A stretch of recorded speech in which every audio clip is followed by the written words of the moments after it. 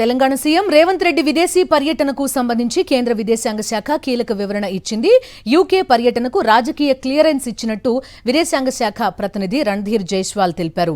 ముఖ్యమంత్రులు ఇతర ప్రముఖుల విదేశీ పర్యటనలను రాజకీయ క్లియరెన్స్ కోసం పరిశీలిస్తామని చెప్పారు. ప్రతిపాదిత కార్యక్రమం వారి పదవికి, పర్యటన ఉద్దేశానికి అనుగుణంగా ఉండాలని స్పష్టం చేశారు. అమెరికా పర్యటన విషయంలో ఈ నిబంధనలకు అనుగుణంగా లేకపోవడంతోనే రేవంత్ యుఎస్ పర్యటనకు సంబంధించి క్లియరెన్స్ నిరాకరించినట్టు జైస్వాల్ వెల్లడించారు. The visit of chief ministers, as indeed of other dignitaries, are assessed by the Ministry of External Affairs in order to accord political clearance. The program proposed in such cases should be appropriate to the office held and the purpose of the visit. In this particular case, that was not so in respect of the United States, and therefore the clearance was denied, not given. Incidentally, let me also tell you that clearance was given for his visit to the United Kingdom.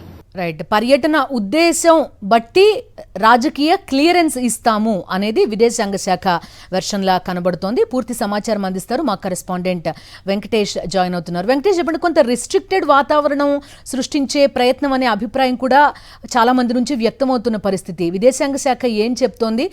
Telangana ముఖ్యమంత్రి రేవంత్ రెడ్డికి political clearance ఇవ్వని అంశం ఇప్పుడు వివాదంగా మారింది. So ఆ నేపథ్యంలో కేంద్ర విదేశాంగ శాఖ కూడా దీనిపైన స్పందించింది. సో ముఖ్యమంత్రి Revanth Reddy US program schedule ఆయన ముఖ్యమంత్రి పదవికి అనుగుణంగా ఆయన స్థాయికి తగ్గట్టుగా ఆ ప్రోగ్రాం లేదు. ఆయన పాల్గొనేటువంటి కార్యక్రమాలు కూడా ఆ ఆఫీస్కు తగినటువంటి ప్రమాణాల ప్రకారం లేవు అనేది ప్రధానంగా కేంద్ర విదేశాంగ శాఖ వెల్లడించింది. సో ఆ నేపథ్యంలోనే అమెరికా పర్యటనకు పొలిటికల్ క్లియరెన్స్ నిరాకరించినట్టుగా కేంద్ర విదేశాంగ శాఖ అధికార ప్రతినిధి జైస్వాల్ స్పష్టం చేశారు. అలాగే ఇటు తాము యూకే పర్యటనకు క్లియరెన్స్ ఇచ్చినటువంటి విషయాన్ని కూడా ఆయన ఈ సందర్భంగా గుర్తు చేశారు. సో యూకే పర్యటనకు సంబంధించి ప్రభుత్వం నుంచి ఎలాంటి అబ్జెక్షన్ లేదు, కానీ యుఎస్ పర్యటనకు సంబంధించి కొన్ని అబ్జెక్షన్స్ రైజ్ అయ్యాయి. సో పొలిటికల్ క్లియరెన్స్ అనేది ఇవ్వలేకపోయామని, సో క్లియర్గా ఆయన ప్రోగ్రామ్ షెడ్యూల్ ఆ స్థాయికి, ఆ పదవికి అనుగుణంగా లేదు కనుకనే ఈ మొత్తం కార్యక్రమానికి తాము అనుమతి నిరాకరించినట్టుగా స్పష్టం చేసింది. నిజానికి ముఖ్యమంత్రి కానీ ఒక రాష్ట్రానికి సంబంధించినటువంటి మినిస్టర్స్ కానీ వెళ్ళేటప్పుడు ఖచ్చితంగా విదేశాంగ శాఖ అనుమతి తప్పనిసరి. రెండు దేశాల మధ్య ఉన్నటువంటి సంబంధాలు, అలాగే ఈయన ఏ యూనివర్సిటీస్ వెళ్తున్నారు, ఆ యూనివర్సిటీస్ నుంచి భారత్ పైన కొంత విష ప్రచారం జరుగుతుందనేటువంటి ఒక వాదన ప్రచారంలో ఉంది. ప్రధానంగా ముఖ్యమంత్రి రేవంత్ రెడ్డి హార్వర్డ్ యూనివర్సిటీని సందర్శించాలనుకున్నారు, అలాగే ఎంఐటి క్యాంపస్ను సందర్శించాలనుకున్నారు. వీటితో పాటు పలు ఇతర యూనివర్సిటీలను సందర్శించాలని నిర్ణయించుకున్నారు. సో తెలంగాణ రైజింగ్లో భాగంగా పెట్టుబడుల కోసం తాను ఈ పర్యటనకు వెళ్తున్నాను, కానీ తనను అడ్డుకున్నారు. సో ఖచ్చితంగా రాజకీయ కోణంలో తన పర్యటన రద్దు చేశారని ముఖ్యమంత్రి రేవంత్ రెడ్డి ఆరోపిస్తున్నారు. కానీ ఈ ప్రధానంగా విదేశాంగ పర్యటనకు సంబంధించినటువంటి విషయంలో గతంలో కూడా అనేక మంది ముఖ్యమంత్రుల, మంత్రుల పర్యటనలకు అనుమతి నిరాకరించినటువంటి సందర్భాలు ఉన్నాయి.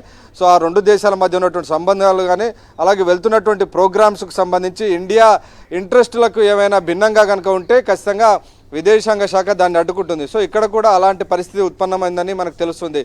హార్వర్డ్ యూనివర్సిటీ కానీ పలు యూనివర్సిటీల నుంచి ప్రధానంగా ఇటు ప్రస్తుత కేంద్ర ప్రభుత్వం పైన పెద్ద ఎత్తున విమర్శలు వస్తున్నటువంటి, ప్రచారం చేస్తున్నటువంటి నేపథ్యంలో ఆ యూనివర్సిటీల పైన సందర్శించడానికి కూడా పలువురు బీజేపీ ఎంపీలు తప్పుపట్టినటువంటి పరిస్థితి మనం చూసాం.